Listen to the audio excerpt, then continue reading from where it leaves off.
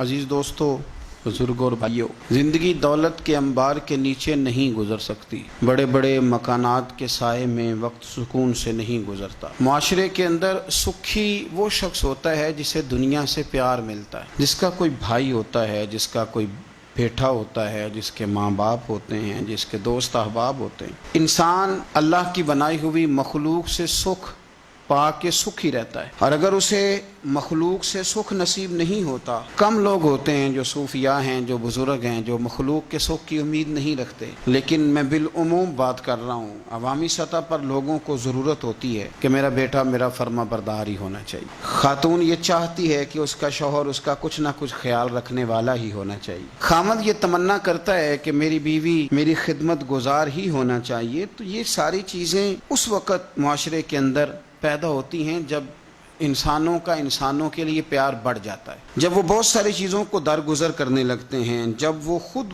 محبت کو فروغ دیتے ہیں۔ قرآن مجید فرقان حمید نے ارشاد فرمایا کہ انما المؤمنون اخوہ۔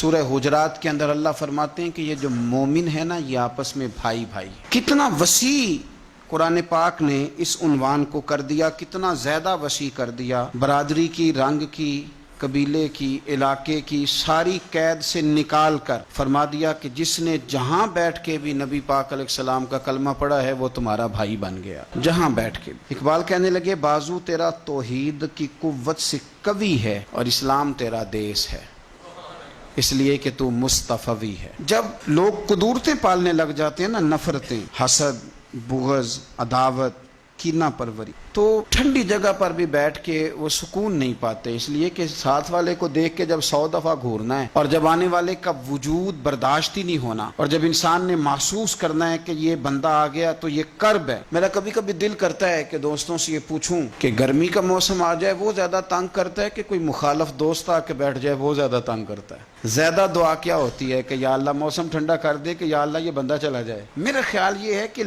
بعض لوگوں پر سخت بوجھ بن جاتے ہیں۔ تیزی سے فروغ ہوا ہے عداوت کا، اور ہماری نفرتوں کی جو وجوہات ہیں ان میں بڑی وجہ یہ ہے کہ یہ بندہ میری طبیعت کا نہیں، مجھے صرف وہ بندہ درکار ہے جو میری مزاج کے مطابق چلے، ہاتھ باندھ کے میرے پیچھے چلے۔ رسول کریم صلی اللہ تعالی علیہ وسلم دوسروں کے مزاج کا لحاظ کرتے تھے، دوسروں کے مزاج کا پاس فرماتے تھے، خیال کرتے تھے نبی کریم صلی اللہ علیہ وسلم۔ عورت کے جذبات ہوتے ہیں، اس کی کچھ خواہشات ہوتی ہیں۔ آپ کیا اس بات کو معمولی سمجھتے ہیں کہ نبی پاک صلی اللہ علیہ وسلم نماز کے لیے کھڑے ہوں رات کو تو حضور حضرت عائشہ صدیقہ سے فرمائیں کہ اگر تو کہے تو میں نماز پڑھ لوں، اس لیے کہ وقت تیرا ہے۔ میرے بھائی، بوجھ بننے کی کیا ضرورت؟ آپ مزاج کو سمجھ لیں اور کوشش کریں کہ فروغ محبت ہو، عداوت نہ ہو۔